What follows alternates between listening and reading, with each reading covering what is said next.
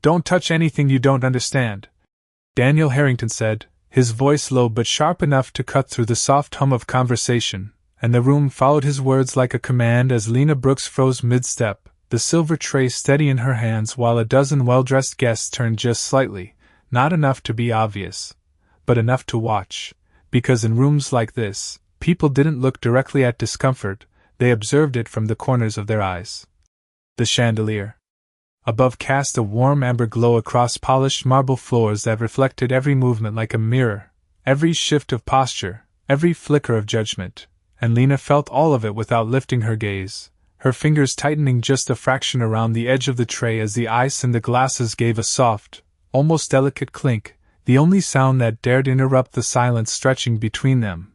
Daniel stood a few feet away. Tall, composed, his tailored navy suit catching the light in quiet authority, the kind of man who didn't need to raise his voice to control a room, because the room had already decided he was in charge, and now his attention rested fully on her, not angry, not loud, but dismissive in a way that settled heavier than anything else. Lena lowered her eyes, not in submission, but in calculation, the way someone does when they are choosing their next step carefully. Because one wrong word in a place like this didn't just echo, it lingered, around them, soft. Jazz continued from hidden speakers, the faint scent of aged oak and expensive cologne hanging in the air, while waitstaff moved along the edges like shadows trained not to exist, except Lena couldn't disappear, not anymore, not after what she had seen.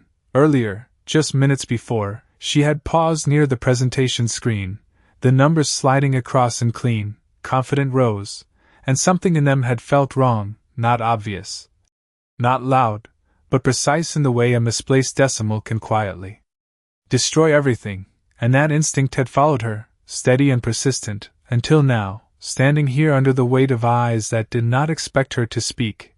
Daniel reached forward then, not abruptly, just enough to push the edge of the tray back toward her chest, a small motion, controlled, deliberate, but it shifted her balance and the glasses trembled, the surface of the water rippling under the chandelier light. And somewhere behind him, someone let out a soft chuckle that was quickly swallowed by the room. Lena steadied the tray, her breath even, her posture straightening by instinct rather than defiance. Because she had learned long ago that strength didn't always announce itself, sometimes. It stood quietly and refused to move. She glanced once toward the large screen at the far end of the room where the contract summary still glowed in crisp white text against deep blue, numbers that no one else seemed to question. Numbers that were about to be celebrated, signed, sealed under the weight of confidence and wealth. And she knew, with a clarity that tightened something in her chest, that if no one said anything, this night would end in applause and begin something far worse in silence. Daniel followed her brief glance, then looked back at her, his expression unchanged, but his patience thinning in a way that only someone used to obedience would notice. "You're here to serve, not to think," he added, quieter now, almost conversational, but the words landed heavier than before, pressing into the space between them until even the music seemed to fade. Lena inhaled slowly, the cool air filling her lungs as she shifted her weight just enough to stand firmly on both feet. Her reflection faint in the marble beneath her, small compared to everything around her, but unshaken, and for a moment, nothing moved, not the guests, not the staff, not even Daniel. Because something unseen had shifted in the air, subtle but undeniable, like the pause before a storm that no one had planned for but everyone would remember once it arrived. Lena did not answer right away, and that silence stretched just long enough to make the people closest to her shift their weight, their polished shoes whispering softly against the marble floor as if even they felt the tension settling into the room. She lowered the tray slowly onto a nearby side table, each glass placed with quiet precision. The faint clink of crystal against wood measured and controlled, because control was the only thing she allowed herself to show, and even then only in small, careful ways. Her uniform, simple and pressed, contrasted against the tailored suits and shimmering dresses surrounding her, but there was nothing uncertain in the way she stood once her hands were free, shoulders relaxed, chin level. Eyes finally lifting just enough to meet the edge of Daniel's gaze without fully challenging it. The light from the chandelier caught the fine lines of his expression as he watched her, waiting, not for an explanation but for compliance, for the small nod or apology that would restore the natural order of the room, the kind of moment he had seen play out countless times in boardrooms and private events where authority went unquestioned. But Lena's mind was not on him, not entirely, it was on the numbers she had seen earlier. The sequence that did not align, the clause buried beneath confident language, the kind of detail most people ignored because they trusted the people presenting it, trusted the setting, trusted the appearance of certainty that wealth often projected. She had learned not to trust appearances, not after years of watching decisions ripple outward and affect people who never stepped foot in rooms like this, people who never had the chance to question anything once the ink dried.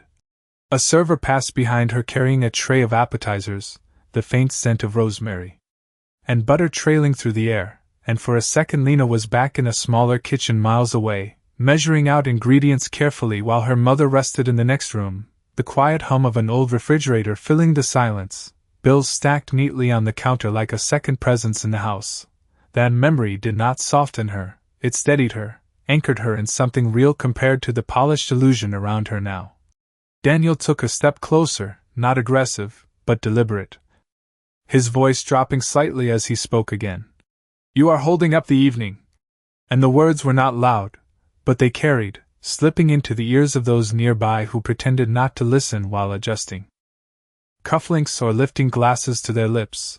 Lena drew in a slow breath, the cool air settling into her chest, and for the briefest moment her fingers curled inward at her sides, not out of fear but out of restraint, because she understood the cost of speaking in a place where she was not expected to have a voice. Still, her eyes moved once more to the screen at the far end of the room, to the line of text that had caught her attention. And she could almost hear the quiet echo of her own thoughts earlier, the way the numbers had not just looked wrong but felt wrong, like a structure built on something unstable. She shifted her weight forward just slightly, enough to signal intention, and though no one else would have noticed, Daniel did, his expression tightening almost imperceptibly as if he sensed the shift before it fully formed. The room remained poised on the edge of normalcy, conversations paused mid-sentence. Laughter held just beneath the surface, everyone waiting for the moment to resolve so the evening could continue uninterrupted. But Lena did not move back, did not lower her gaze again, and in that stillness, something quiet but unyielding settled into place, the kind of presence that did not belong to the role she had been given, but to the person she had always been beneath it. Daniel's gaze lingered on her a second longer, then shifted past her as if dismissing the moment entirely, and with a subtle motion of his hand he signaled toward the far end of the room where a group of executives stood waiting near the illuminated display, their posture straight, their attention sharpened by anticipation, because this was the reason they were all here. The culmination of weeks of negotiation wrapped in polished language and projected certainty. "We are moving forward," he said, not loudly, but with the kind of finality that carried across the room, and almost immediately the atmosphere adjusted, conversations resumed in softer tones, glasses lifted, shoulders relaxed just enough for the evening to regain its rhythm, as if the interruption had already been folded into the background and forgotten.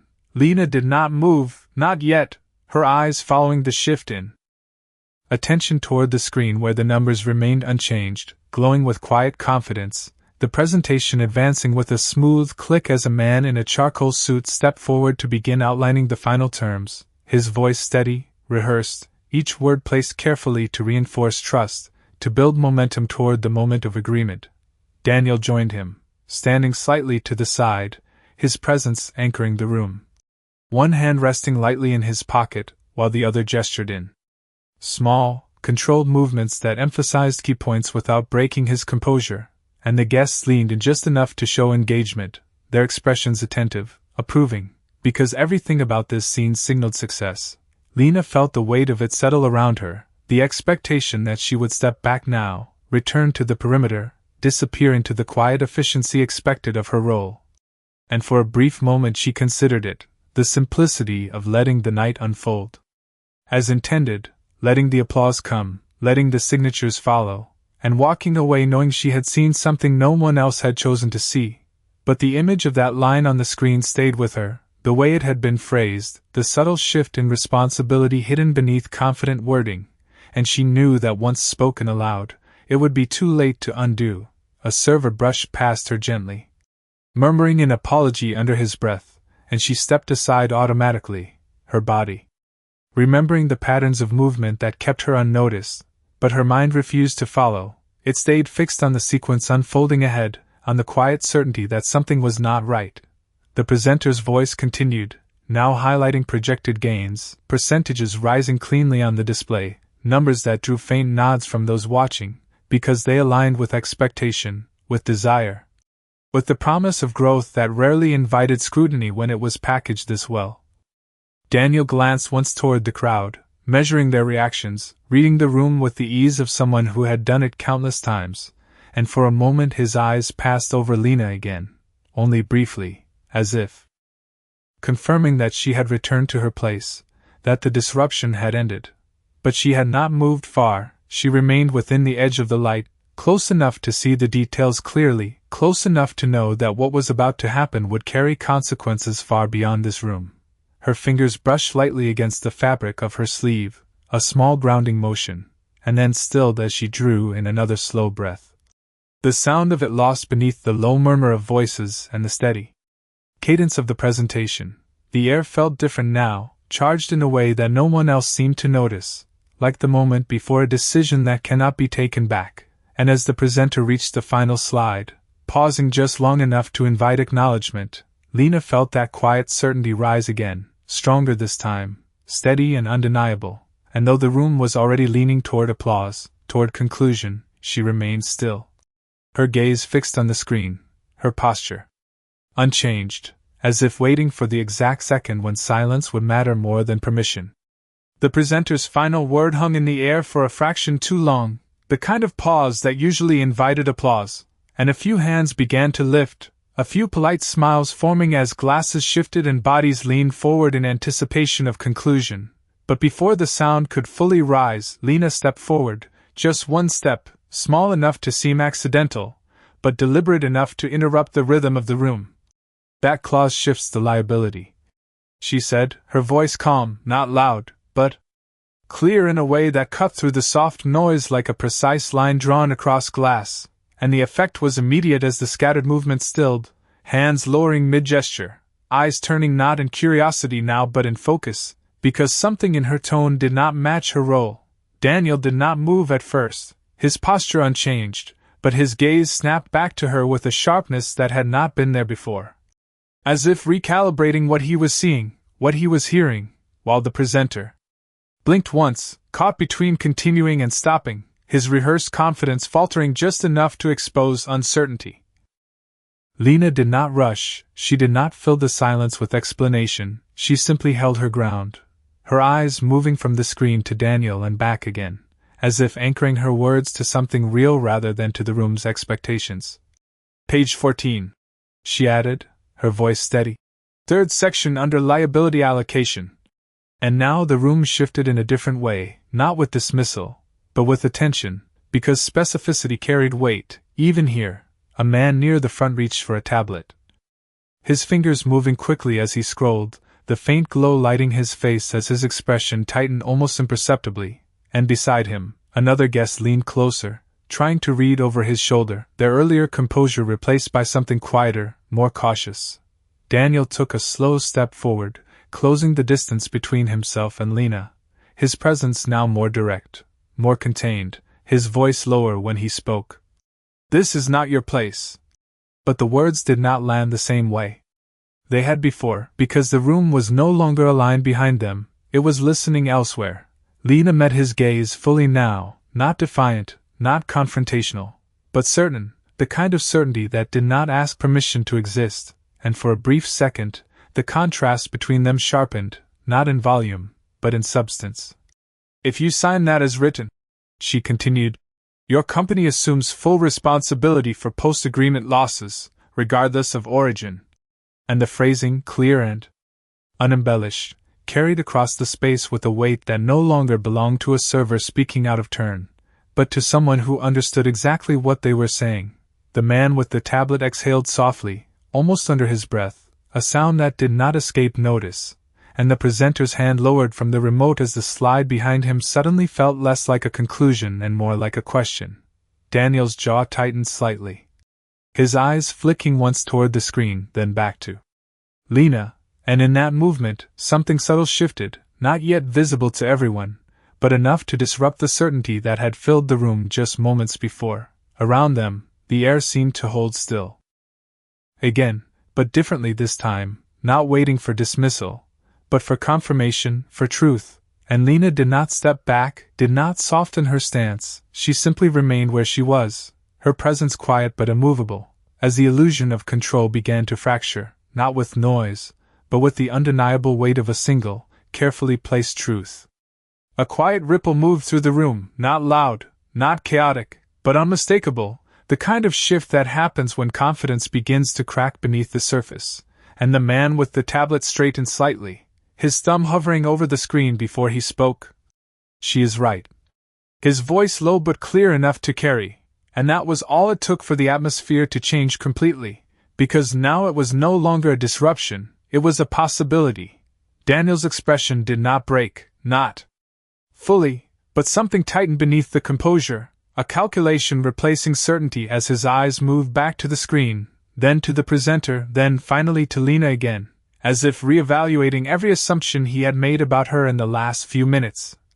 "That clause is standard," the presenter said quickly, his tone attempting to recover ground, but the confidence was thinner now, less anchored, and it did not land the same way it had before. Another executive stepped closer, adjusting his glasses as he leaned toward the tablet, his brows drawing together, and then he exhaled slowly, a subtle sound that carried more weight than any raised voice, because agreement was forming without permission.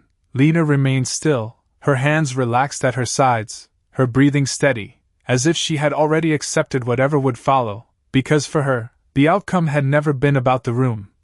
It had been about the truth of what she had seen. Daniel took another step forward, closing the space between them entirely now, his presence no longer distant but immediate, and when he spoke again, his voice was controlled, but the edge had returned, sharper this time. "Even if there is a discrepancy, this is not your concern." And the words were directed at her, but meant for the room, an attempt to reassert order, to draw the boundaries back into place. A few guests shifted uncomfortably, glancing between them, uncertain now which side held authority, because authority without certainty begins to feel fragile, and that fragility was beginning to show. Lena met his gaze without raising her voice, without changing her posture. "It becomes your concern the moment you sign it," she said, and the simplicity of the statement cut deeper than anything louder could have, because it left no room for interpretation. The silence that followed was heavier than before, pressing into the space, filling every corner of the room where conversation had once lived, and the music, still playing faintly in the background, now felt distant, almost out of place. Daniel's jaw tightened again, his eyes flicking once more toward the tablet in the executive's hand, and this time he did not look away as quickly, because the hesitation he saw there was not performative, it was real. "We will verify," he said finally, the words measured, but the shift was undeniable, and with that single sentence, the momentum of the evening fractured completely, applause forgotten, celebration paused, replaced by the slow, deliberate process of reconsideration. The presenter stepped back slightly, lowering the remote in his hand, while two executives moved closer together, speaking in low tones as they reviewed the document line by line. Their earlier certainty replaced by careful scrutiny. Lena felt the weight of the room shift away from her now, not because she had disappeared, but because the focus had moved to the truths she had brought forward, and for a moment she allowed herself a single breath that was deeper than the others, steady and quiet. Daniel turned back to her then, his expression unreadable, but no longer dismissive, and in that brief exchange of silence, something unspoken passed between them, not agreement, not yet, but recognition. The kind that comes when a person realizes they may have been wrong about something that mattered. Still, the tension had not dissolved, it had only changed form, because the room was no longer waiting for her to step back, it was waiting for him to decide what to do with the truth now standing directly in front of him, and Lena did not move, did not retreat, she simply stood there within the fading glow of certainty, her presence steady as the night began to unravel around a single line of text that refused to be ignored. The room did not return to what it had been, it settled into something quieter, heavier, as if every surface now held a question instead of a reflection, and the soft glow of the chandelier no longer felt warm but distant, like light that illuminated without comforting. Daniel stood still for a moment longer, his posture unchanged yet somehow less certain. His attention no longer commanding the room but sharing it with the document now being reviewed in careful silence, and that shift, subtle as it was, changed everything. Across the polished floor, the executives had formed a tighter circle, shoulders angled inward, their voices lowered to near whispers as fingers traced lines of text on glass screens, scrolling, pausing, returning again to the same section Lena had pointed out, each movement slower than before, deliberate, as if speed itself had become a risk. Lena stepped back then. Not out of retreat but out of instinct, allowing space to form between herself and the center of attention, her presence no longer an interruption but a catalyst, and as she moved toward the edge of the room, the sounds of the evening faded into something almost hollow, the clink of glass softer, the hum of music barely noticeable beneath the weight of thought that now filled the space. Near the side table where she had set down the tray, a single glass remained untouched, condensation slipping slowly down its side in thin, uneven lines, catching the light before disappearing against the wood, and Lena's eyes rested on it for a moment, following the path of the water as it fell, because it reminded her of how quickly things could change shape without anyone noticing until it was too late. She folded her hands loosely in front of her, fingers interlacing and then stilling, her breathing even, her shoulders relaxed, not because the tension had left her, but because she had already passed through it. Leaving only clarity behind, Daniel finally turned away from the group, his gaze scanning the room as if seeing it for the first time, the arrangement of people, the distance between them, the quiet absence of the certainty that had defined the evening just minutes ago, and when his eyes found Lena again, she was no longer framed by expectation, she stood apart from it, steady and self-contained, as if the outcome of the night did not belong to her. Only the truth she had chosen to speak. He walked toward her then, not quickly, not slowly, but with a measured pace that carried more weight than any earlier command, his footsteps soft against the marble yet distinct enough to draw a few glances, though no one spoke, no one interrupted, because whatever was happening now felt different, more real than the performance that had preceded it. Lena did not move as he approached, she did not lower her gaze or shift her stance, she simply met him where he stopped a few feet away. Her expression calm, unreadable, her presence grounded in something that did not depend on the room or the people within it. For a moment, neither of them spoke, the silence between them not empty but full, holding everything that had been said and everything that had yet to be acknowledged, and in that stillness, the distance that had once separated them in status and assumption narrowed into something more human, more uncertain. Behind them, a quiet voice broke the air. One of the executives speaking with controlled urgency, confirming what the others had begun to see, and though the words were not fully audible, the tone carried enough to shift the final layer of doubt into recognition. Daniel's gaze did not leave Lena, but something in it changed, not softened, not yet, but sharpened in a different way, as if he were now looking for something he had previously ignored, and Lena, standing there within the dimming echo of certainty, did not offer explanation, did not seek validation, she simply remained, steady and present, as the night slowed around them, each second stretching longer than the last, until the truth that had been spoken could no longer be set aside or reshaped, only faced.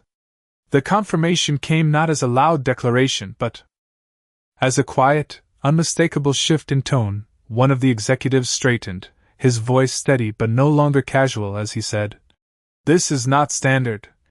And that single sentence carried farther than anything that had been said before, because it did not argue, it concluded. The group around him stilled, their attention narrowing, and another voice followed, lower, more precise. "If this stands, the exposure is entirely one-sided." And now there was no room left for interpretation. The language of uncertainty had turned into the language of consequence. Daniel did not respond immediately, his gaze still fixed on Lena. But something behind his eyes changed, something that replaced assumption with calculation, and for the first time that evening, he looked not at her position in the room, but at the substance of what she had said. The presenter stepped back fully now, the remote hanging useless at his side.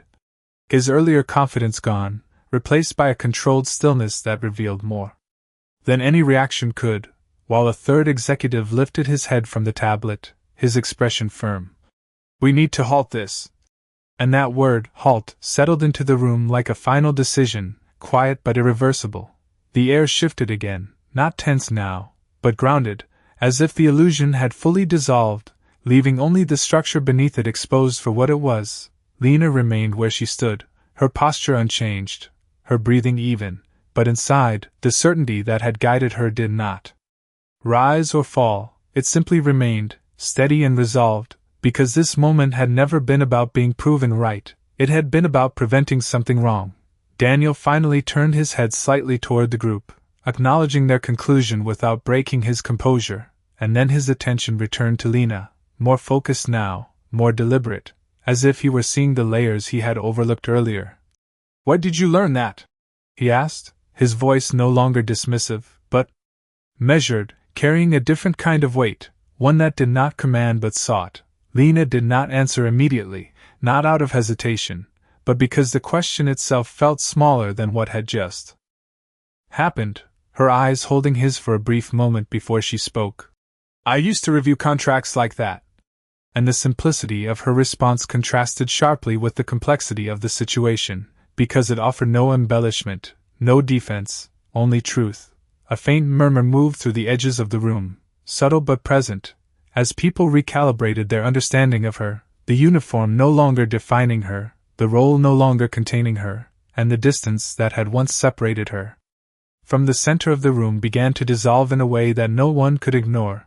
Daniel's expression tightened slightly, not in resistance, but in realization, as pieces aligned in a way that made his earlier certainty feel incomplete, and he took a slow breath, the kind that marks a shift not just in thought, but in perspective. Behind him, the executives had already begun discussing next steps, voices low but urgent. The flow of the evening redirected entirely, contracts no longer ready for signature, decisions no longer assumed, and in that shift, the power that had once defined the room redistributed itself, no longer anchored in one place, but shared among those willing to see clearly. Lena did not move forward, did not claim space that had opened around her, she remained where she was, grounded in the same quiet presence she had held from the beginning, because what mattered had already been done. The truth had been spoken, and it had taken root. Daniel stood there for another moment, looking at her not as an interruption, not as an outsider, but as someone whose presence had changed the course of the night, and though no apology had been spoken yet, something deeper had already begun, something that could not be undone or ignored, the slow, undeniable recognition that he had misjudged not just the situation, but a person standing directly in front of him. The room did not return to conversation, it settled into something quieter, more deliberate, as if every person present had shifted from performance to awareness, and Daniel remained standing in front of Lena a moment longer before he finally spoke again, his voice lower now, stripped of the edge it once carried. "You saw it before anyone else did." And the statement was not a challenge, not a test, but an acknowledgement that carried weight in its simplicity. Lena held his gaze briefly, then let it soften just enough to answer without resistance. "It was there to be seen," she said, her tone calm, unembellished, and the words did not elevate her, they grounded the moment, because they pointed not to her ability alone, but to the choice others had not made. Daniel exhaled slowly, the breath measured, as if he were releasing something he had been holding without realizing it, and for the first time that evening, his posture shifted in a way that no longer signaled control, but consideration. Behind him, the executives had already begun coordinating quietly, one of them stepping aside to make a call, another marking sections on the tablet, their movements efficient but no longer rushed. Because the urgency now came from caution rather than ambition. Daniel glanced back at them briefly, then returned his attention to Lena, his eyes more focused, more present, as if the noise of the room had fallen away entirely. "You could have said nothing," he said, and there was no accusation in it, only a recognition of what had been at stake, and what had been avoided. Lena's hands remained loosely folded, her shoulders steady. "I almost did," she replied, And for a moment, that was all she offered, not as hesitation, but as honesty, because the decision to speak had not been effortless, it had been chosen. A faint pause followed, one that did not feel empty but reflective, as if both of them understood the weight of that choice without needing to expand on it.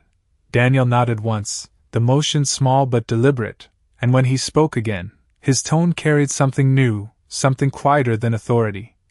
"I was wrong," he said, and the words did not echo loudly. They settled into the space between them, clear and unforced, and though they were simple, they shifted the room more than any earlier command had. A few guests nearby glanced in their direction, not with curiosity now, but with a kind of restrained respect, because acknowledgment, especially from someone like him, did not come easily or often. Lena did not react outwardly, she did not step forward or back, she simply accepted the words as they were given, her expression unchanged, her presence steady, because for her, the moment was not about correction, it was about completion. Daniel reached into his jacket then, not hurried, pulling out a slim card and holding it for a second before extending it toward her, the gesture measured. Intentional. "If you are willing," he said, "I would like to hear more about your experience." And the offer was not framed as compensation or reward, but as recognition of something he had only just begun to understand. Lena looked at the card briefly, then back at him, her gaze thoughtful, not impressed, not dismissive, simply considering, and after a moment she accepted it, her fingers brushing lightly against the edge as she took it, the contact brief, unremarkable, yet somehow carrying more meaning than anything that had been exchanged earlier in the night. "I will think about it," she said, and her answer matched her presence, calm, grounded, not influenced by the shift in power that had occurred around her. Daniel gave a slight nod, not pressing further, as if understanding that whatever came next would not be decided in this room, not under these lights. Behind them, the evening had fully changed course, conversations no longer centered on celebration but on revision, on caution, on what needed to be corrected before anything could move forward, and in that quiet redirection, the true impact of what had happened settled into place. Lena stepped back then, just enough to return to the edge of the room, but not to disappear, her presence still visible, still steady, as if she carried with her the same clarity that had reshaped the night, and Daniel watched her for a brief second longer before turning away, not because the moment had ended, but because it had already changed something that would not easily return to what it had been before. The room never fully returned to its earlier brightness, even as the chandelier continued to glow with the same steady light, because something within the space had shifted beyond what decor or music could restore, and as the evening slowly unraveled into smaller, quieter conversations, people moved differently now, their steps more measured, their voices softer, as if aware that certainty could fracture without warning. Near the far end of the room, the large screen had gone dim, the once confident numbers replaced by a blank reflection that mirrored only silhouettes and faint movement, and in that reflection, Daniel Harrington stood still for a moment longer than anyone else, his shoulders no longer squared in command but held in a subtle pause, as if the weight of what had nearly happened lingered just beneath the surface. His hand rested lightly against the edge of a nearby table, fingers still, the polished wood cool beneath his touch, and he drew in a slow breath that seemed to settle deeper than the ones before, not out of tension, but out of recognition, the kind that does not demand attention yet refuses to fade. Across the room, Lena Brooks had already stepped back into the quiet edges where she had begun, her figure framed by softer light now, no longer at the center of anything, yet unchanged in the way she stood, her posture relaxed, her gaze steady, as if the shift in the room had not altered her, only revealed what had always been there. A server passed beside her, offering a small nod that lingered a fraction longer than expected, and she returned it just as simply, her hands resting loosely at her sides, the same hands that had carried a tray not long ago. Now still, unburdened, yet holding the quiet memory of what they had done. The faint hum of the air conditioning moved gently through the space, brushing against the fabric of jackets and dresses, stirring nothing but the smallest motion, and somewhere in the distance, a glass was set down with a soft, hollow sound that echoed briefly before disappearing into the stillness.